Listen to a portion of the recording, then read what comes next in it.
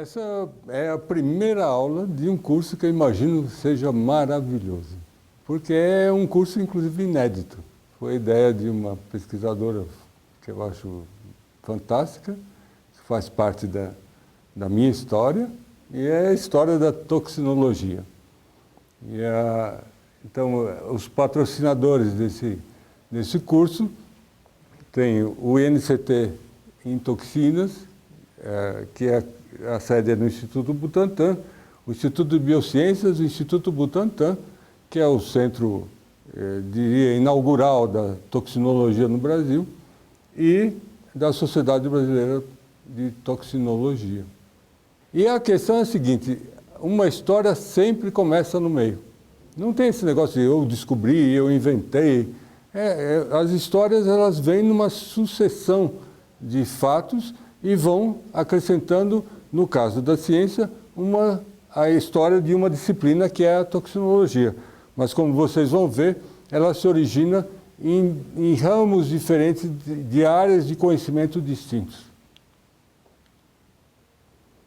Se a gente imaginar o homem há 500 mil anos atrás, imagina você saindo da caverna com a sua esposa e você descobre que você é um ser precário. Por quê? Ao sair da caverna, você vai encontrar o tigre dente de sabre e ele vai te destroçar.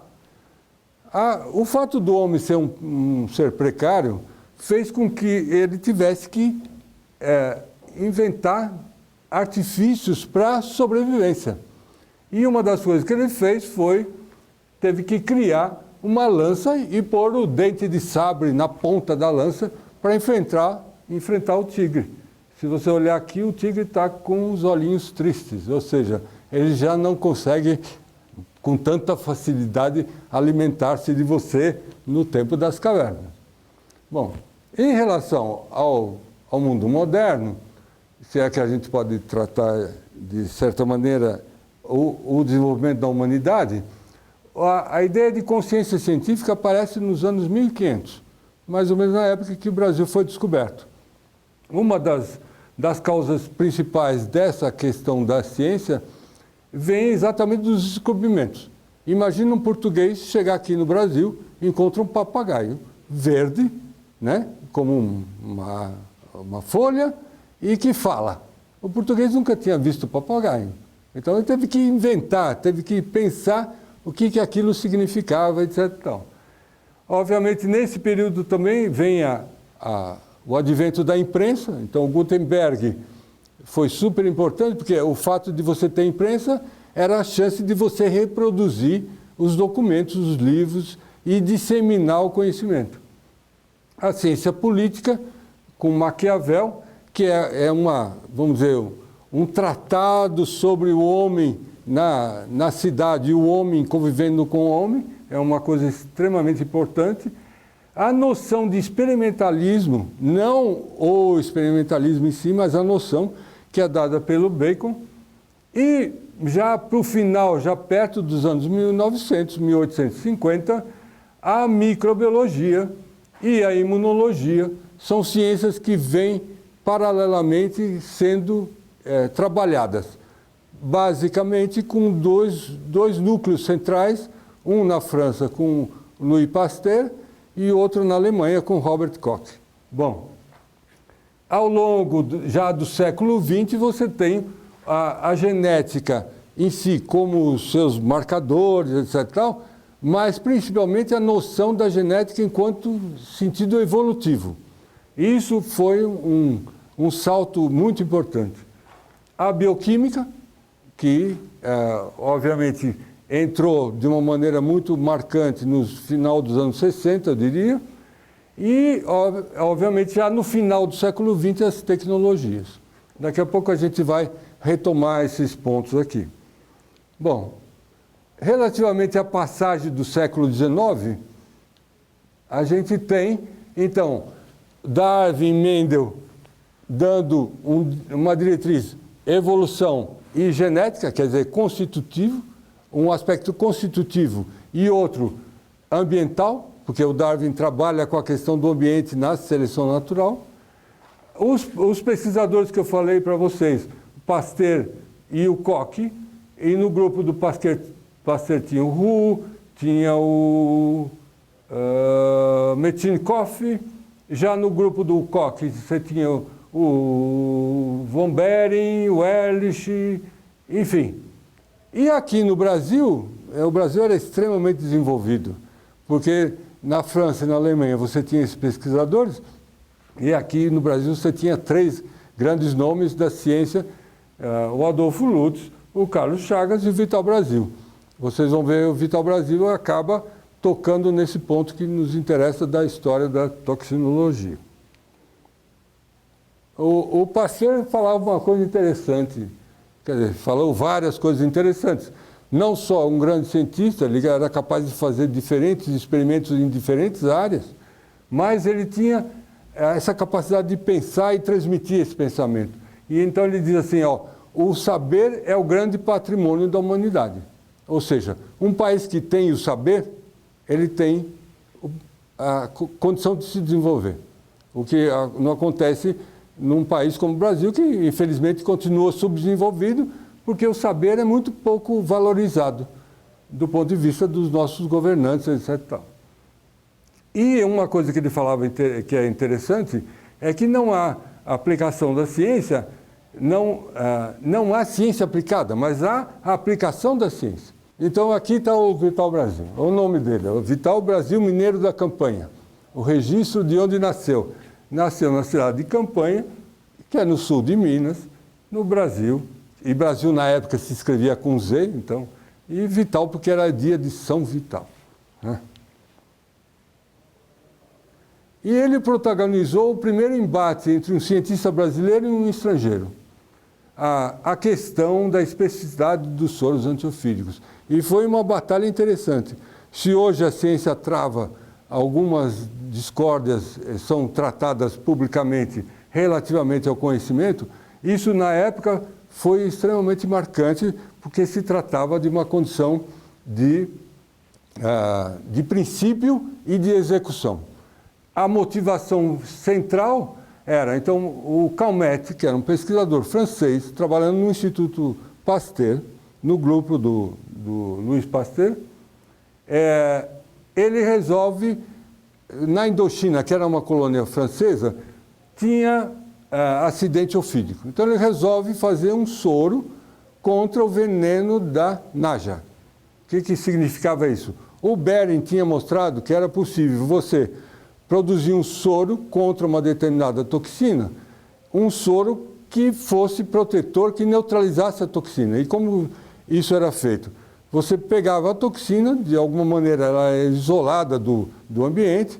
No caso do Behring, então, a difteria, ele cultivava a bactéria, o extrato dessa bactéria, o que essa bactéria jogava para o meio, ele filtrava e injetava a cavalo. O cavalo reconhecia a toxina como estranha. Aí ele pegava o soro do cavalo, o sangue do cavalo, separava o soro e usava esse soro para proteger as pessoas que estavam infectadas com difteria. O Calmette usou o mesmo princípio para fazer o soro contra o veneno da naja. Ele pegou o veneno da serpente, injetou o cavalo, numa dose não letal, o cavalo produziu o soro, esse soro era aplicado com sucesso para salvar as vidas. Aqui no Brasil, bom, obviamente ninguém viu uma serpente andando no Champs-Élysées, né? Na França. Em Paris não tem serpente caminhando, mas no Brasil tem, né? E o Vital Brasil começou, lá em Botucatu, a sentir o impacto do problema do ofidismo aqui no Brasil. E lá em Botucatu, numa coincidência, no caso da ciência feliz, você tem espécies como a jararaca e você tem espécies como a cascavel.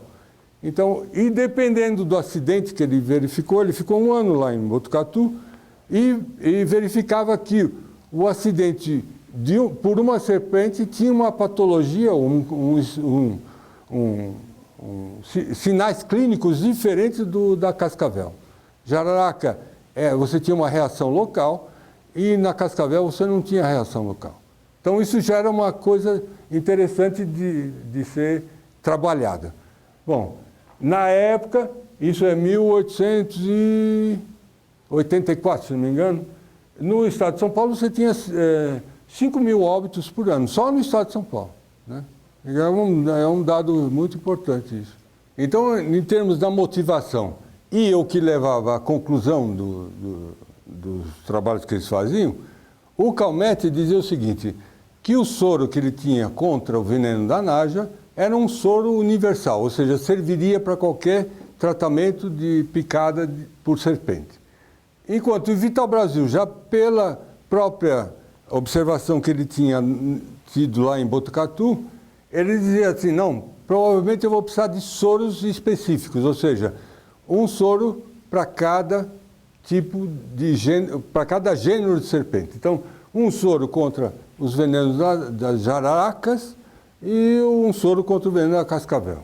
Esse embate levou mais ou menos uns 20 anos.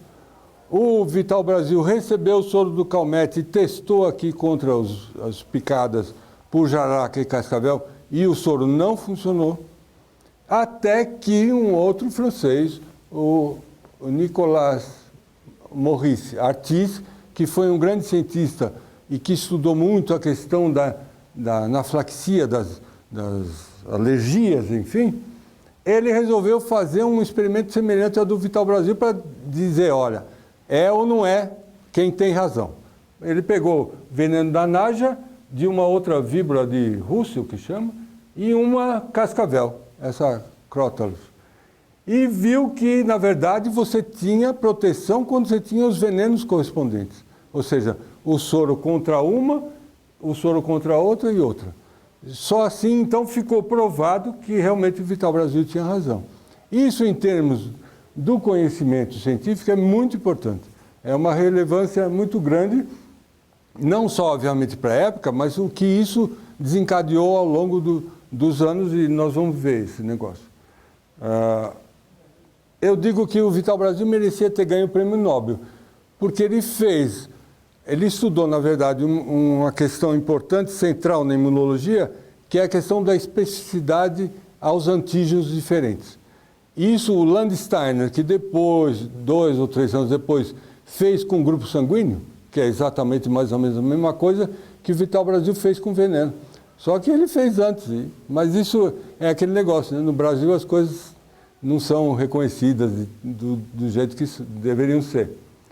É a questão dos soros antiofídicos, mostra que, na verdade, a gente não precisa do imediatismo para desenvolver uma ciência. A ciência ela se faz de uma maneira natural e progressivamente. Não tem esse negócio de competir. O conhecimento não é competitivo. Tecnologia é outro negócio, eu tenho que competir para lançar um produto antes da outra indústria, etc. Tal. Mas o conhecimento não, ele é cumulativo. Isso o estudo do Vital Brasil ensina a gente. Então ele introduz, na verdade, na questão da imunidade, uma noção muito importante. A complexidade, que a gente já sabia que o sistema imune era uma coisa complexa, a questão da diversidade também é super importante e já se conhecia biologicamente, mas é introduzida a noção de especificidade. E isso, do ponto de vista imunológico, é muito importante, muito relevante em função não só dos fatores genéticos, mas também em relação aos ambientes ao que os indivíduos são expostos, desde o período pré até o pós-natal, obviamente, ao longo da vida. Então, essa noção de especificidade, ela mostra-se um conceito definitivo e ela vai abarcar áreas do conhecimento como imunologia, bioquímica, farmacologia, fisiopatologia e toxinologia. Os estudos de envenenamento abriram perspectivas interessantes em várias outras áreas, o aspecto zoológico, por exemplo, a herpetologia se desenvolve muito, a imunologia e, obviamente, mais recentemente, a toxinologia, que ela é eu diria assim, é uma rede que abarca todas essas áreas do conhecimento, bioquímica, imunologia, fisiopatologia, etc. Olha aqui, a herpetologia como é importante. Vai mexer com a cobra vermelha, ó. Qual é a verdadeira ou a falsa. Aqui está escrito, né? Aqui é coral e aqui é falsa coral. Mas vai achar isso na natureza. Então, a questão da herpetologia foi marcante nesse sentido. A questão das toxinas, então a noção de que são moléculas solúveis, secretadas por determinado tecido, no caso de glândulas de veneno, por exemplo, que você tem, ou que estão em... Isso está não só em serpente, está em aranha, em aracnídeo, em bactéria. Bactéria patogênica tem um monte de toxina. Nós, seres humanos, fazemos muitas toxinas também, né? E essa noção de que interage com moléculas solúveis e do hospedeiro, e também em membrana e no citoplasma, isso ao longo desse curso vocês vão ter aulas muito interessantes em todas essas áreas, da herpetologia até o aspecto de mecanismo, imunologia, etc. e tal. Eu acho que vai ser um curso maravilhoso. Uma noção que eu acho que é importante vocês terem é que nós somos um conjunto de moléculas que sentem, né? Então você chega em casa e fala para sua mãe: mãe, eu sei quem eu sou, afinal descobri, eu sou um conjunto de moléculas que sentem. E é verdade, você sente na pele, você sente odor, você sente o gosto, tudo porque você tem receptores nas células, você tem anticorpos, no caso da imunologia, então, receptores de células e anticorpos, que são solúveis, que encontram os antígenos, e no caso das toxinas, as toxinas sentem. Então, se você tem, acho que é o próximo slide, então, se você tem uma neurotoxina, ela vai achar o receptor que lhe interessa no sistema nervoso. Enquanto as hematoxinas, que são, aqui na neurotoxina, você tem o exemplo da cascavel, para ficar nas serpentes. E das hematoxinas você tem as jararacas, o alvo é o sistema circulatório. Então, por isso que os sinais que o Vital Brasil via diferente, ele já estava relacionado com isso. Isso foi super importante, né?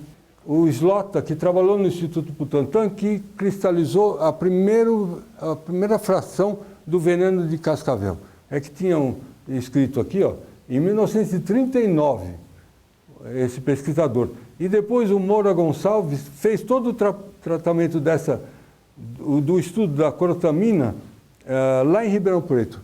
Em 1945, é que está em azul aqui, vocês não vão ver, mas eu estou vendo aqui, confie em mim. Aqui está uma jararaca maravilhosa. Por que a jararaca? Ela é maravilhosa em vários sentidos. Também porque o veneno pode servir de arma contra determinadas coisas. Isso, ao longo do tempo, a gente foi entendendo que não tem esse negócio que é só coisa do diabo. Aliás, tem um negócio interessante. O diabo um dia vai ser canonizado. Pode escrever esse negócio, porque cada vez menos atribui-se ao diabo as coisas ruins. Antigamente, o sujeito morria de peste era por causa do diabo. Até que a ciência mostrou que a peste não é o diabo. É a bactéria que fica na pulga que está no rato. Então você vê que, né?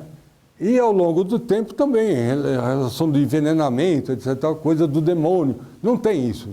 Tem ciência, o conhecimento vai clareando as coisas. E uma das coisas interessantes é que os venenos não são negativos, só fazem mal. Você pode usar o veneno para extrair determinadas substâncias que podem fazer bem. Então, o primeiro estudo marcante nesse sentido é do professor Maurício Rocha e Silva, do professor Wilson Beraldo e do professor Gaston Rosenfeld. Trabalhando, na época, no Instituto Biológico de São Paulo, eles conseguiram isolar uma substância chamada bradicinina. Brad é de lento, e cinina é de movimento. É uma proteína, na verdade, hoje a gente sabe que é um peptídeo, que promove a contração lenta da musculatura. Esse trabalho foi publicado no número inaugural da revista Ciência e Cultura, que é uma revista brasileira da Sociedade Brasileira do Progresso da Ciência.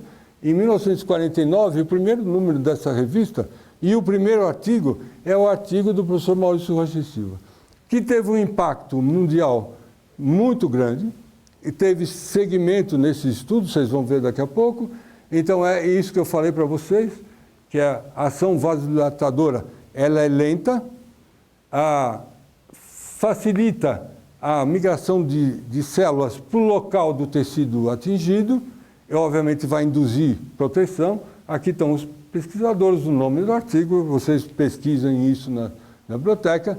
Esse trabalho foi seguido ao longo do tempo pelo professor Sérgio Ferreira. O professor Sérgio Ferreira isolou um peptídeo, que ele chamou de BPP, peptídeo que potencializa a ação da bradicinina. BPP, Bradicinin Potentiation Peptide. Legal, né? Esse é o professor Sérgio Ferreira, um personagem fantástico. Então aqui vocês têm, tá vendo? Graças à seleção natural, você tem possibilidade de ter recursos naturais. Então o negócio não é ficar matando cobra. Ela é extremamente benéfica, porque se não tem cobra, tem rato, né? Ela se alimenta de roedor, ela é muito importante, você tem que saber conviver com esses. Fornece no veneno dela, tem esse peptídeo que é muito importante para pessoas. Então, recurso natural que serve para tratar pessoas que têm problemas cardíacos. O captopril foi depois patenteado por um laboratório inglês.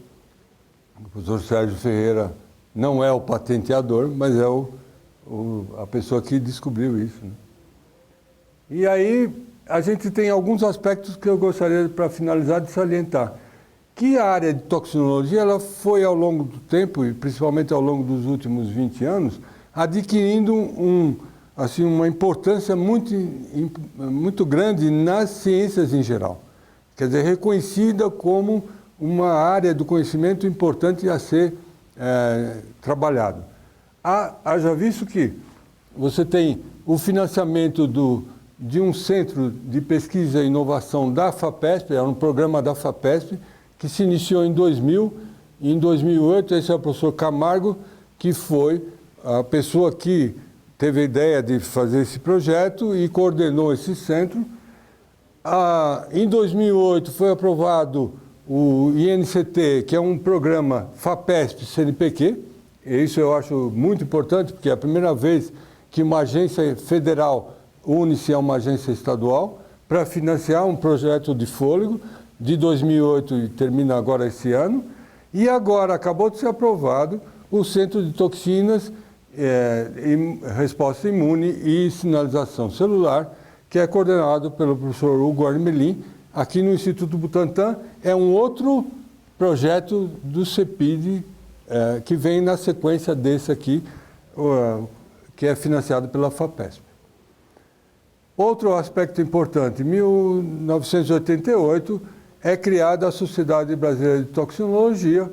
Um dos filhos do Vital Brasil, o Oswaldo Vital Brasil, professor de farmacologia da Unicamp, e a Júlia Prado, uma assistente dele na universidade, tiveram a ideia de criar a Sociedade Brasileira de Toxinologia.